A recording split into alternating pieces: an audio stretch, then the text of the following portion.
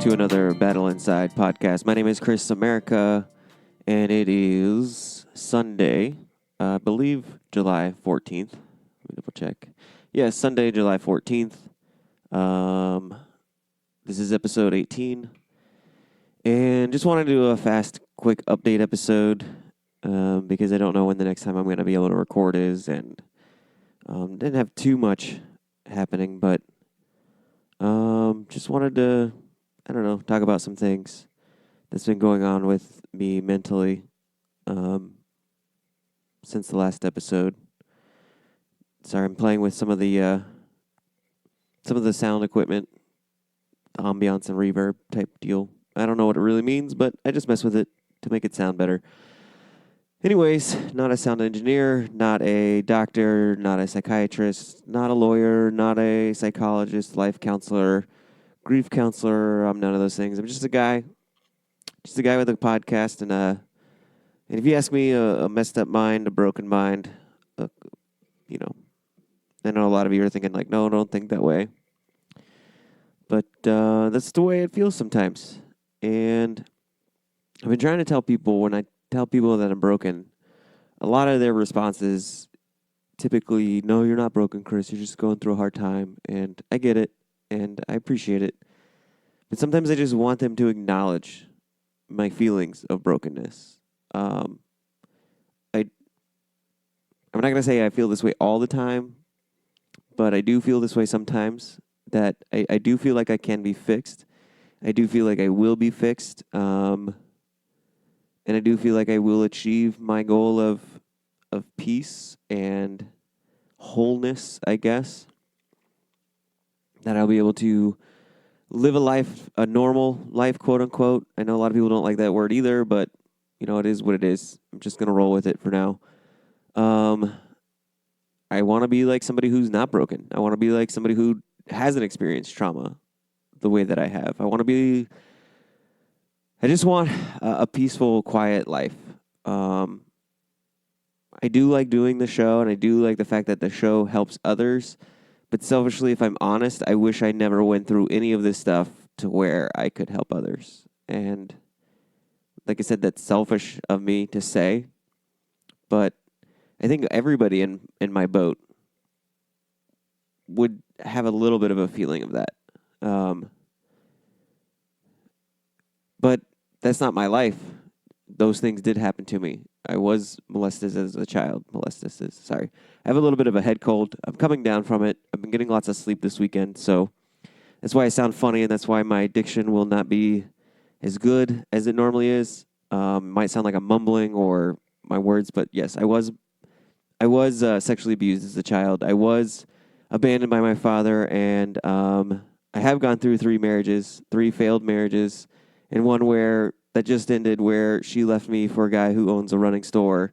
Or not left me for the guy, but the guy came into her life and she wanted him, and I was in the way. And so in her own messed up morality, she decided that in order to have her little fling with a guy who owns the Running Element store, Juan, she would have to get me out of the way and make sure I'm completely out of her life. And I guess when I say that she chose him over me, to an extent she did. I'm no longer in her life, and he is. So as far as that's concerned, she has him in his life. I'm no longer in her life.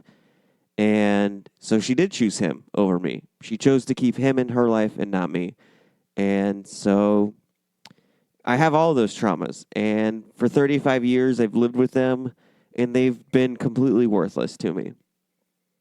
They've been nothing but a pain in my ass, torment of my soul, and have led me to several times have suicidal ideations, have several times used me to cause me to take my trauma out on other people or other person. But mostly, I take my trauma out on myself. And I talked about that on other episodes where other people use me to take their trauma out on me. And we've seen it multiple times in your life or maybe other people's lives where people take their trauma out on others. That's how the cycle of abuse goes, is that they're taking their trauma out on others. And for me, I wanted to end the cycle, per se.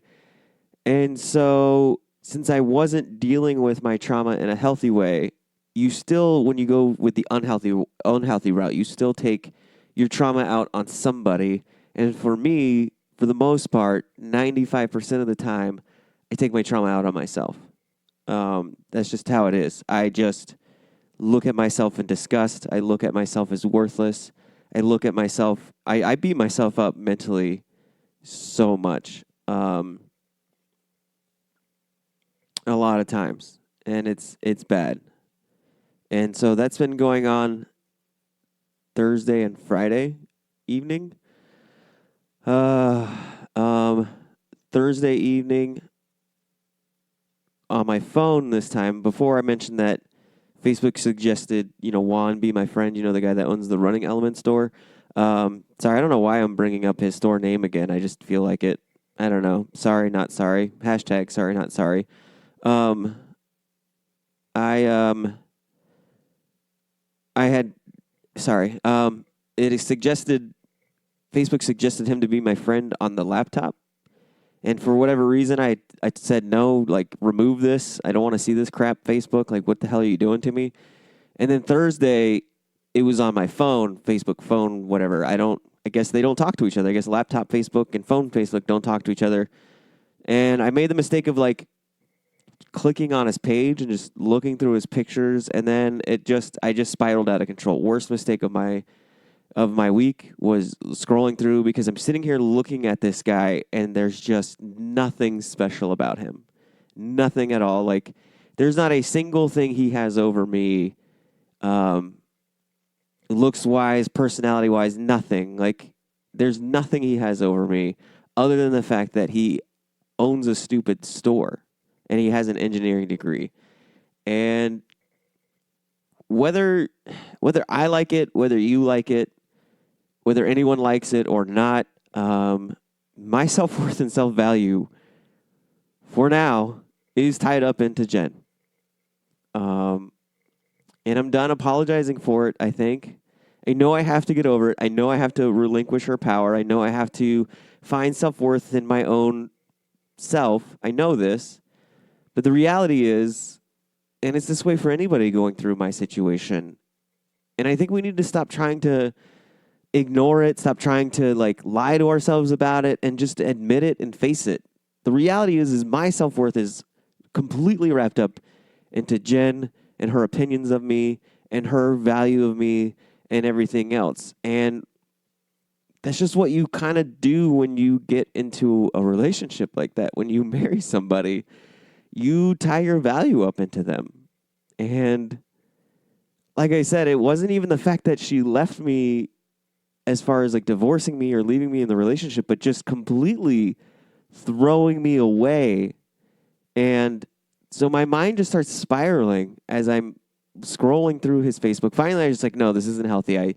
I stopped. I removed him from my friend suggested list. But the damage was done. The ship had sailed. And so my feelings of worthlessness just really started to pile up. Yeah, Chris, I started thinking about that pros and cons list. Yeah, Chris, you're great in bed.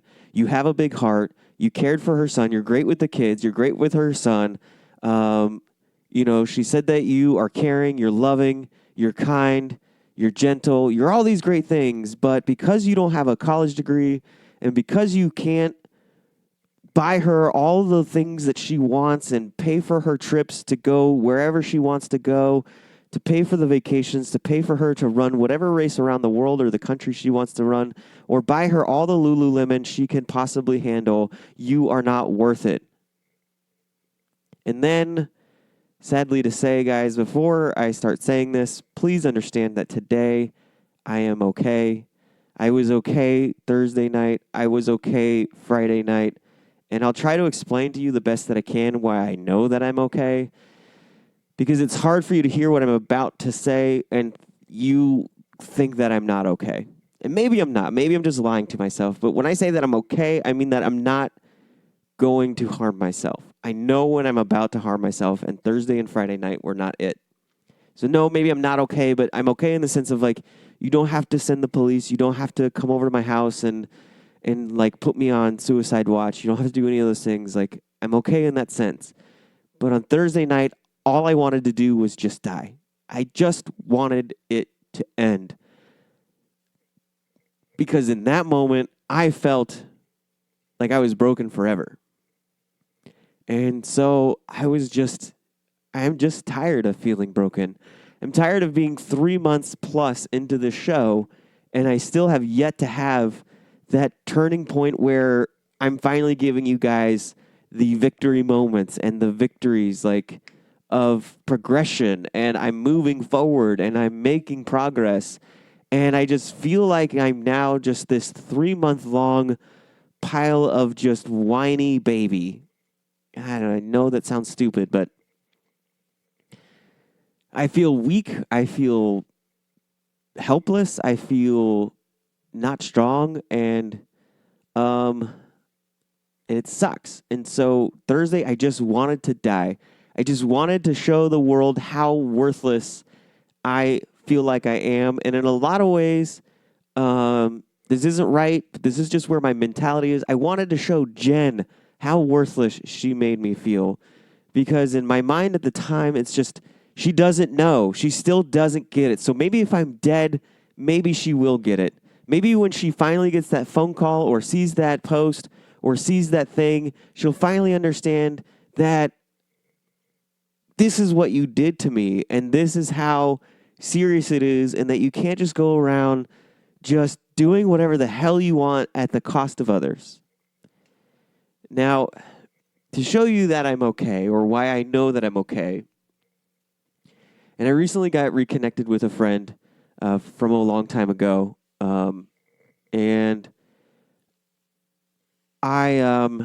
he goes through a lot of the same mental struggles, a lot of the same anxieties, and he's been listening to the show, and he's been awesome telling me how big of a help I've been, and I've been really trying to latch on to people like that and just trying to sponge off of to those words to hopefully give voices like him more power than voices like Jen. And so he's telling me that I'm brave. He's telling me that I'm strong, that I'm being a voice to people like himself and others who think like we do.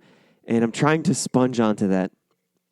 But he made a great point. I've always called them lies, but I did like the way that he put it, is that like he has a rational side of the brain and the irrational side of the brain. And I said, I totally get that.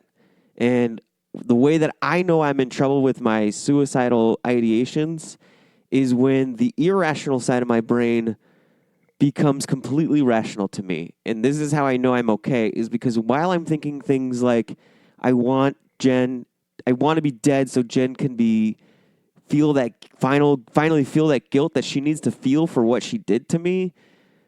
I knew that that was an irrational thought, because I know in my mind, if I kill myself, one, I would be punishing everybody in my life. And then two, I know that the reality is she won't see it that way. She will just be still mad at me, and she will still not get it, and I'll be dead for nothing.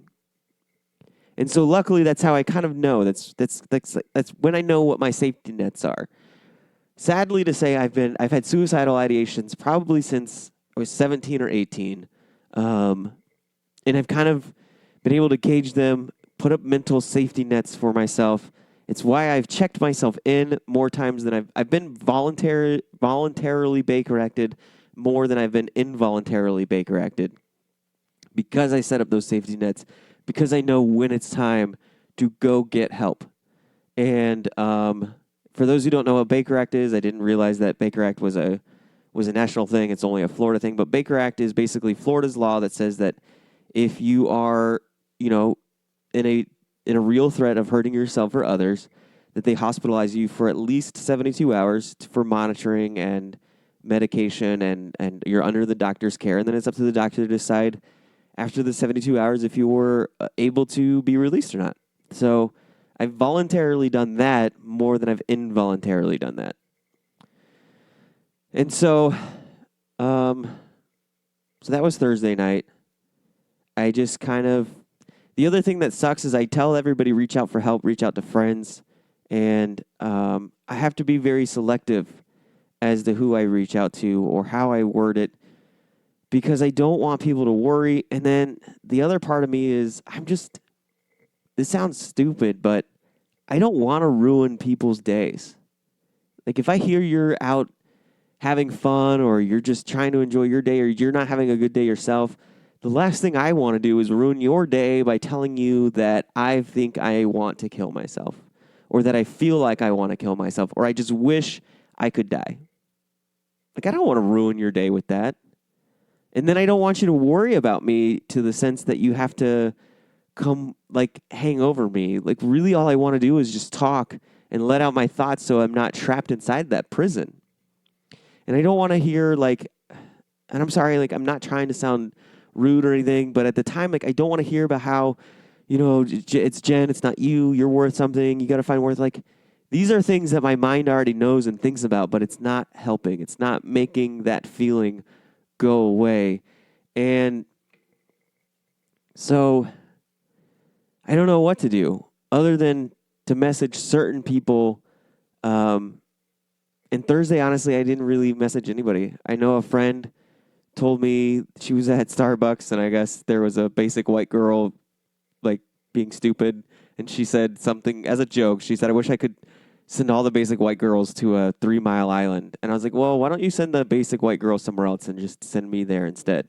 And really, that was just my way of saying, like, I really wish I was dead, but maybe I don't have to die. Maybe I can just go to a mile or an island somewhere and just be left alone. And I don't ever have to worry about the future.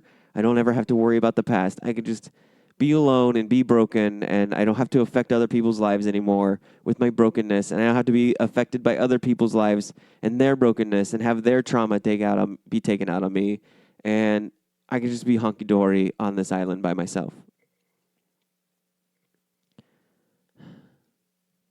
Because honestly, it's the daunting task of looking back at the future and looking at your now and then looking back at your past, looking at your now, and then looking towards the future. You feel hopeless on all spectrums because you look back at your past and it's nothing but trauma and just bullshit. And then you look at your now and how you're affected by that and how you just feel completely broken. And so then you look towards your future and you think,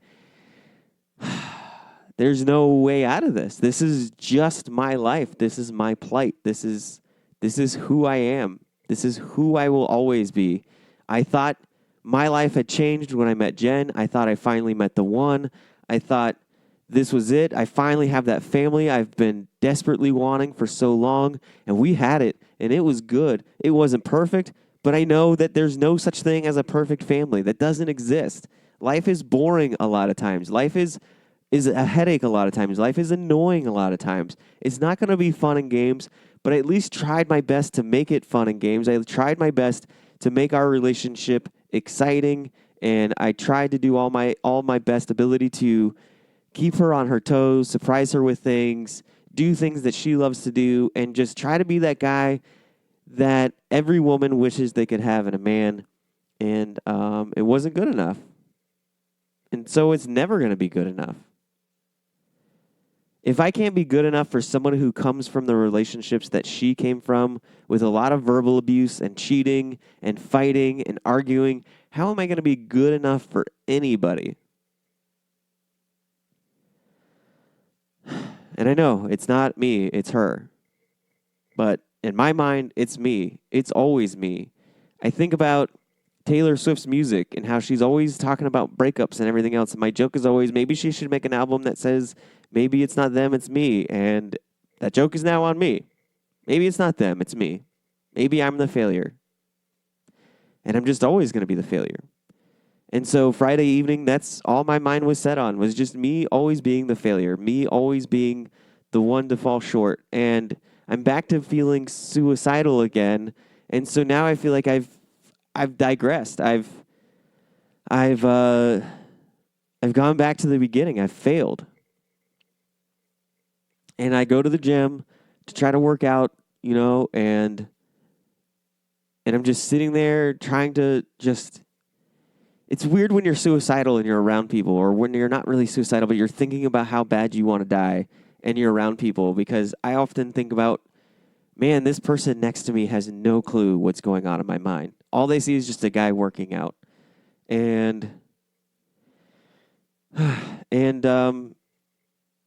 it's weird because you're told that this is a mental illness, And I've even started thinking of the vernacular of like, instead of saying that this person committed suicide, I think of now just wording it of this person lost their battle to mental illness or PTSD or their trauma or their depression or their anxiety. They lost their battle to it. That's the way I'm wording it. And so I sit there and I think about, man, what if I lose my battle? What if not today, but what if 6 months from now, 5 years from now, 10 years from now, what if I'm in my 60s like Robin Williams and I finally lose my battle to mental illness? Because it doesn't go away, I guess. Scientifically speaking, I guess there's no cure for it. What if I lose my battle? What would that mean for the show? What would that mean for the audience? What would that mean for my family?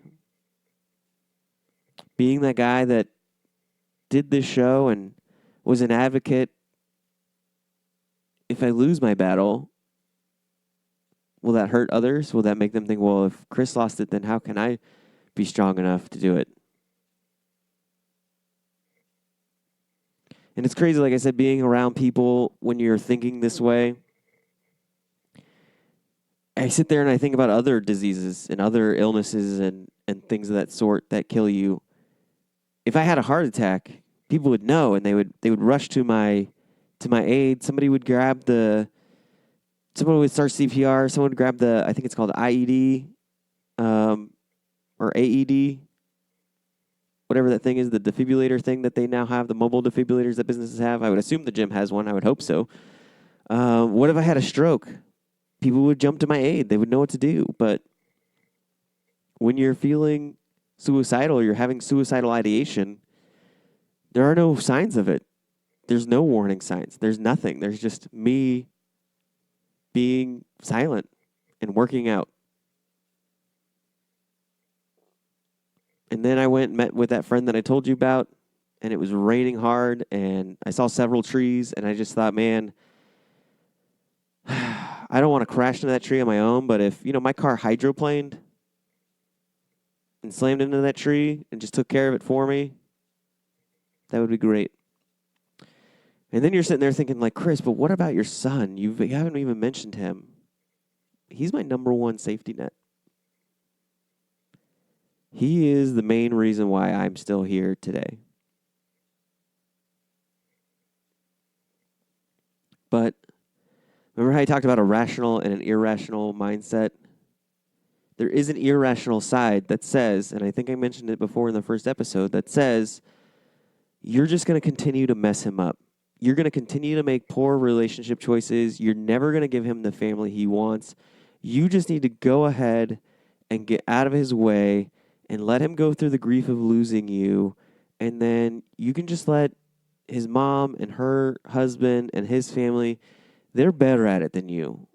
So you just let them take care of that side, and eventually he'll move on.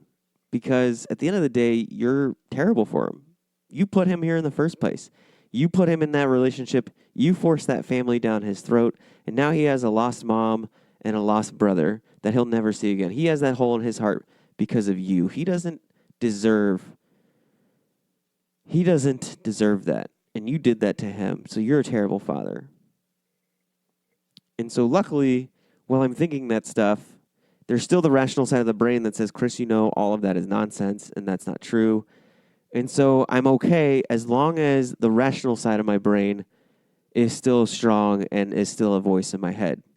It's when, like on April 6th, when that becomes the rational voice, or when the irrational voice becomes the rational voice, where I say yes, that makes total sense. That is exactly what's going on. That is the absolute truth. That is when I know I'm in trouble. When I sit there and I say, I go from, I don't want to throw the car into the tree myself, but if I hydroplane, that would be great. When I sit there and I say, I'm just going to do it. I'm just going to work up the nerve, and I'm just sitting there trying to work up the nerve to just throw my wheel to the left and aim for that tree, that's when I know I'm in trouble. And so luckily I wasn't there yet. And so I did reach out to somebody. I reached out to another Twitter handle. It's called, I want to make sure I get this right. It's called The Bipolar Battle. And I basically said, hey, man, you ever get in a mood where you're not suicidal, but you are, but you're not? You're just there, but not going to do anything. So you feel like you just don't talk to anyone about it because then you'll worry people for nothing. And he responded, yes, I actually have had that experience countless times. It was more towards the beginning after I learned of my diagnosis, though, before finding the right cocktail of meds. I do have fleeting moments still, though. Is that how you're feeling now? I said, yeah, the last couple of evenings. I know what my level of concerns are and when to get serious about reaching out for help. Just hate the idea of just thinking about it in any capacity. And he said, Chris, self-awareness with how you are feeling or how we are feeling and dealing with things is paramount for us. I'm glad you have enough to know when to reach out when things get serious. I hate those thoughts too. I've done better at compartmentalizing them and telling myself it's part of the illness. It may seem trite, but it works for me. I said, yeah, I view it the same way too. Again, that's the Bipolar Battle. And you can find him on Twitter at Bipolar Battle. And he has a website called thebipolarbattle.com. And he writes a lot of great blogs on his battle with bipolarness and just mental health in general. And he's been doing this fight for, I guess, 20 years now. And he's a lot further along. He's where I should have been with it. Anyway, so I don't know where I was going with that. So I did reach out for help. And then Saturday morning rolls around and I'm scrolling through Twitter and unfortunately I see a post from one of my other followers who's a veteran. And I don't have the post anymore, but I saw it Saturday morning and it was 20 hours prior to that. It was him saying that something to the extent of, I think I'm tired of my battle. I'm ready to become one of the 22 now. I can't fight anymore. And I messaged him and I said, hey, man, what's going on? Talk to me. I sent him a message again later on yesterday. Nothing. I reached out to somebody else who also follows him and we all interact together about sports. And he hadn't heard from him either. And I'm super concerned.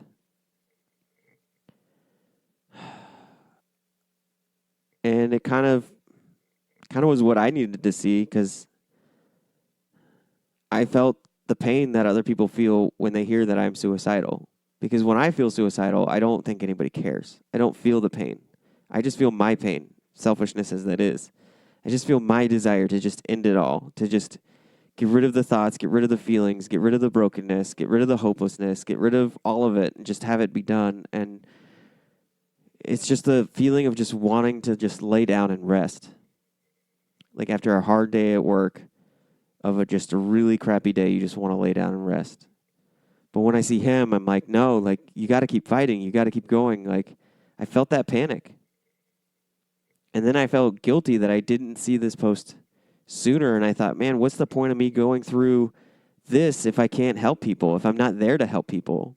Because that's my bread and butter. This is what I'm trying to do. I'm trying to give value and worth to my BS, to everything that's happened to me, to all of my struggles. That's why I do this show. That's why I'm trying to I got to have some meaning for it. I'm tired of it just being meaningless other than just me feeling like crap all the time and feeling worthless. That's why I'm just trying to put good use to everything that's ever happened to me. And now I'm not even doing that. And I know that's unfair to myself. I'm trying to tell myself that that's unfair, that I can't just save the world all at once. But if you could think about this person, if you pray for them, my hope is that either he's just taking a break from social media to collect his thoughts, or that he's voluntarily Baker-acted himself, or somebody else got to him and involuntarily Baker-acted him, and he's just hospitalized for the next 72 hours. And I really hope to hear from him again. I don't know how to find out if he's okay or if he's not okay. I don't know. But it's why I'm deciding to do the run thing, because He said it right there. I'm ready to become one of the 22 veterans who commit suicide every day.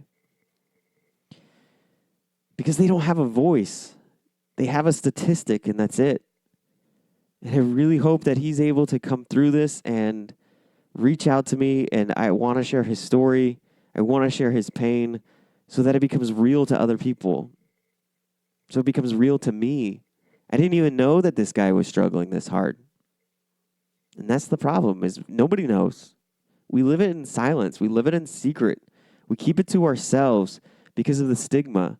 I almost didn't do this episode and tell you about my Thursday and Friday night because of Jen. Because she's gaslighted me so much to feel like I'm crazy and unstable and unsafe. Twice now, she has accused me of being a danger to her son and to her because I'm voicing my suicidal ideations. And the one time was huge because she did it in the court of law to try to prove that I'm a domestic violence offender or that I'm a domestic violence threat, that I would harm her and her son, and she needs protection.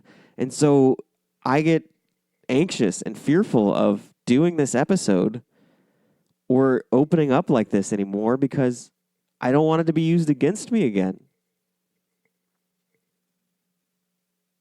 I don't want her to tell me that I'm unstable anymore, that I'm crazy, that I'm insane, that she couldn't believe that for 3 years she didn't see how insane I was. I don't want to feel insane. I just want to be able to voice out my ability. I just want to have the ability to say I need help, or that I'm working on it, or that I'm having struggles, and for people to just love me and support me. And I wish I would have had that from her, the person who told me 7 months ago that she wanted to be my wife forever and ever, and that she would be there to support me and love me for better or for worse.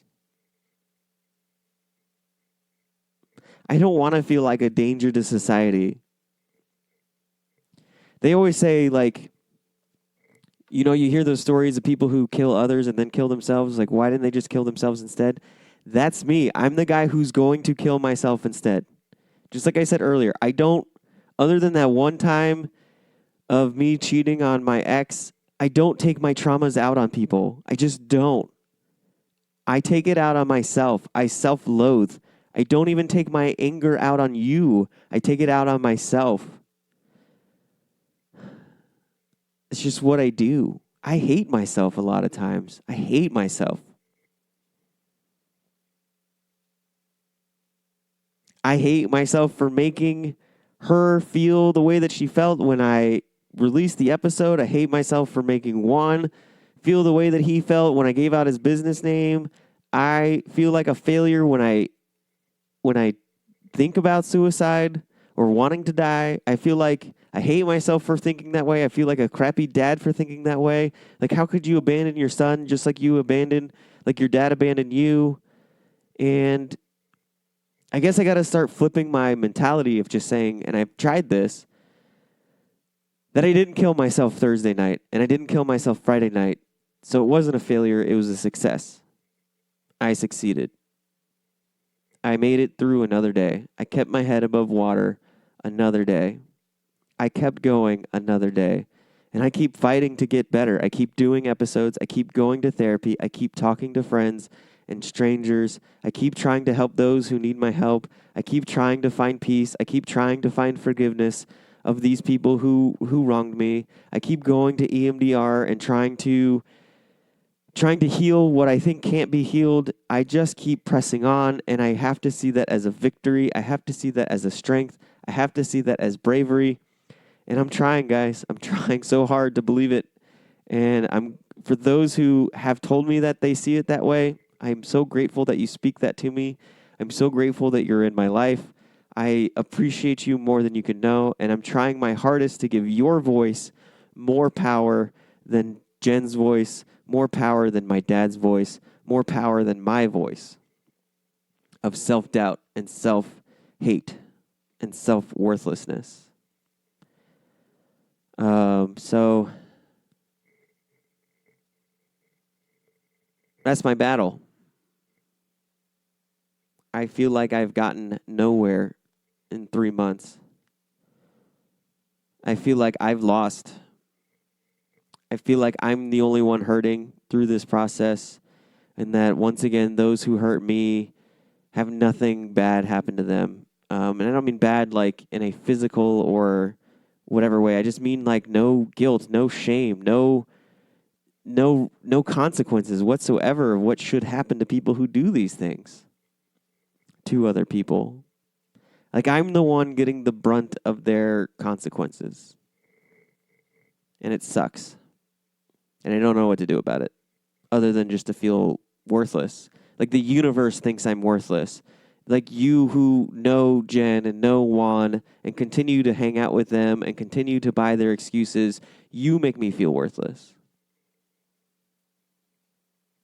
Again, I know that's irrational, but it's just the thought that I feel or that I think.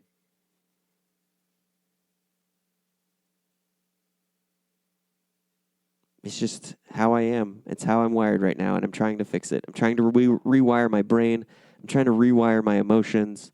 I'm trying to rewire all the damage that all of this trauma has done to me in my life so I can be that strong voice that gets on the mic and says, I got better. And so can you. That's where I'm trying to get to. I don't know if I ever will, but I'm going to face it till I make it. At least try to, anyways. And try to find my small victories where I can find them. And hopefully I'm making an impact somewhere.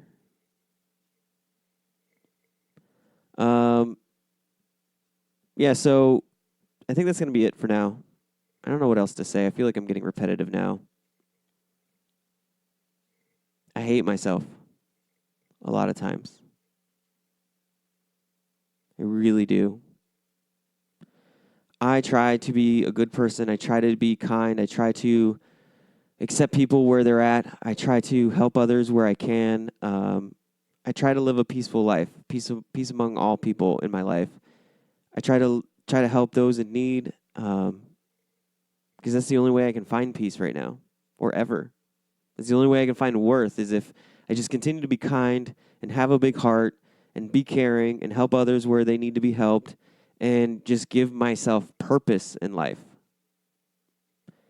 And so when I fail at that, or when that just doesn't seem like I'm getting anywhere with it, it's kind of a double-edged sword.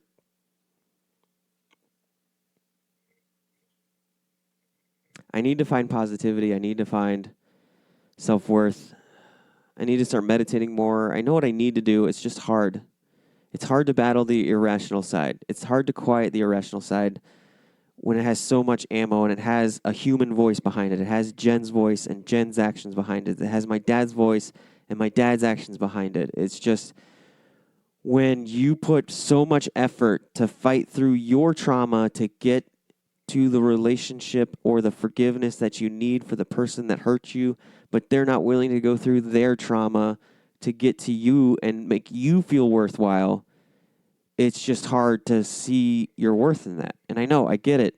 You're supposed to, I know all the sayings, guys. I know all of it, all the power memes and all this other great positivity things like find your worth in yourself, blah, blah, blah. Look, I get it.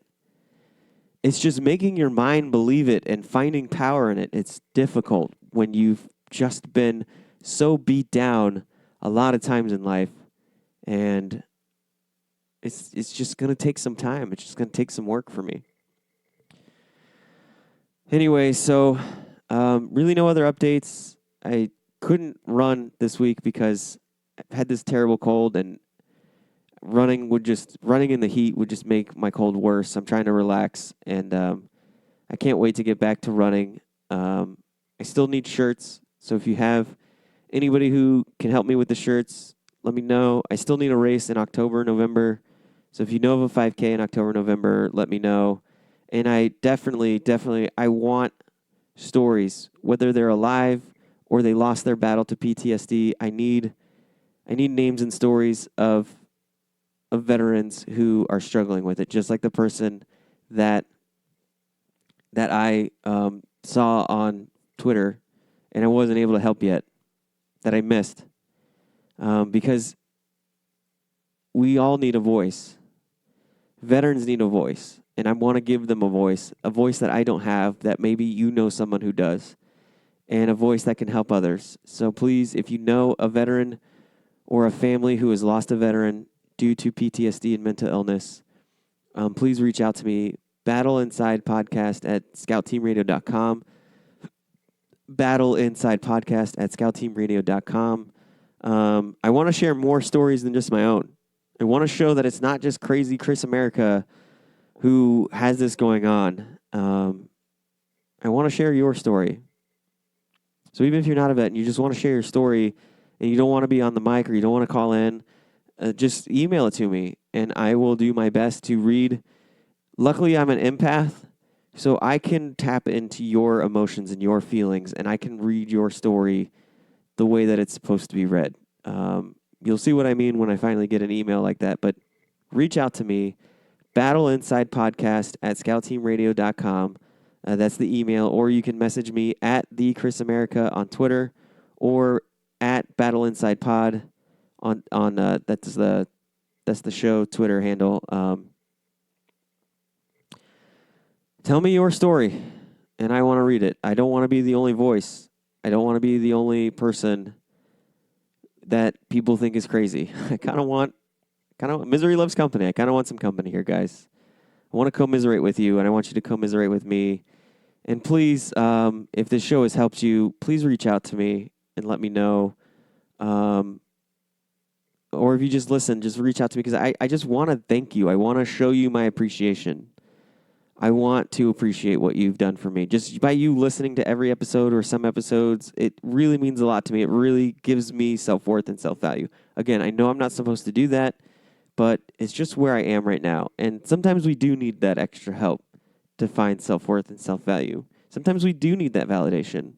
A lot of times we try to prove to ourselves, like, okay, so just go through life without needing all of that. And I don't know if I think that's a little bit extreme. I think we do need a little bit of, validation from others at a healthy, limit. And as long as we accept it at a healthy limit, I think we can do that. Anyways, if you are feeling suicidal and your irrational has become rational, get help, please. Reach out to me, reach out to others. If you don't feel like reaching out to me or others, reach out to the Suicide National Lifeline, Suicide Prevention Lifeline. That's 1-800-273-8255. Again, that's 1-800-273-8255. Or you can go and text HOME to the crisis text line. That's HOME to, I believe it's 741-741. Yep, 741-741. You can get that. And if you're not in the United States, you go to suicide.org, scroll down to about a third of the page, and you'll see a link for all the suicide prevention hotlines in other countries around the world. And like I said, you can reach out to me. I'm not a doctor or a psychiatrist or a life coach, but I can listen, and I can commiserate, and I can empathize, and I can help you with the roadmap of how to get through it, because I've been down the road several times, more times than I want to admit. And I mean that for everybody. I don't know if you guys listened to the other episode, but Jen had suicidal ideation before she filed her domestic violence injunction against me. And even after all she did to me, I still helped her. I would help Juan. I would help anybody. Because at the end of the day, I don't want anger or hurt or suffering. I want peace and forgiveness and love.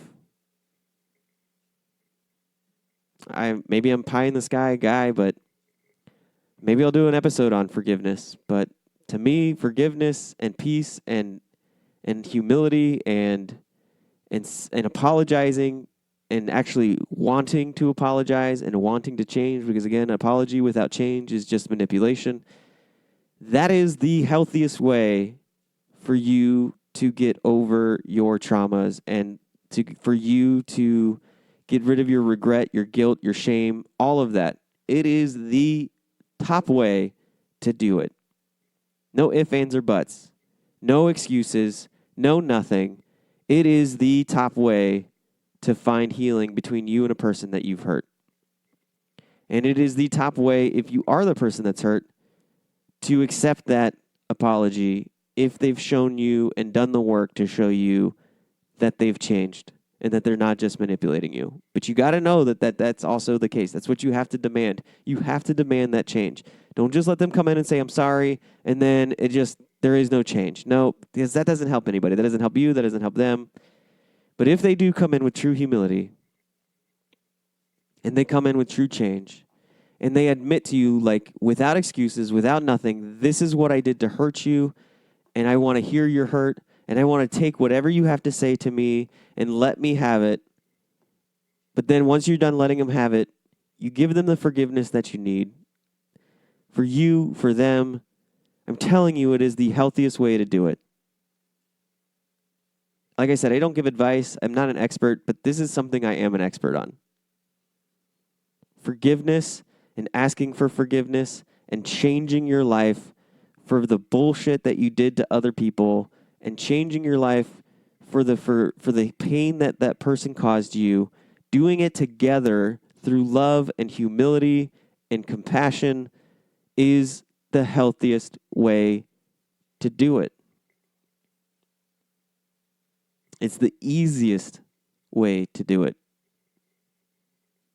That's not to say that it's easy, but it's a lot easier than doing it on your own. It's a lot easier than doing it on your own. To forgive somebody that hasn't asked for forgiveness, or to know that you've asked for forgiveness and that person hasn't given it to you. Anyways, I digress. So let me pull up my music, get us out of here. I'm going to go see a movie, going to go watch Stuber. Hopefully that'll cheer me up a little bit. Hopefully you guys have a great rest of your week. You guys are going to hear this on Monday. Oh, God, that's loud. Sorry. Always got to go through the ad. One of these days I'm just going to record it and add it to my soundboard, but I'm just lazy. All right, guys, like I said, please don't worry about me in the sense that you feel like I have to be Baker-acted or you got to put me on suicide watch. Just love me, support me, care for me, empathize with me, listen to the show, share the show. I'm getting better, I promise. I'm trying at least. I'm pressing forward. I want to get better. I want this show to grow. I want to have a huge response to this running thing that I'm doing. I want to have a huge response to this show. And I want to believe that that's going to happen for me. I want to believe that this show is going to be successful. I want to believe that my Scout Team Radio, which you can hear on 12ouncesportsradio.com from 6 to 7, or you can just listen to our shows. It's really good. Anyways, shameless plug over. I'm going to end on positivity. This show is going to be great. I'm going to have thousands upon thousands of listeners. I'm going to make this my job. I'm going to go on speaking engagements, and I'm going to heal. Yeah. So are you. You're going to heal too. We're going to be badasses together. We're going to get through this together. And I'm going to keep saying that until I believe it. All right. Love you guys. Peace.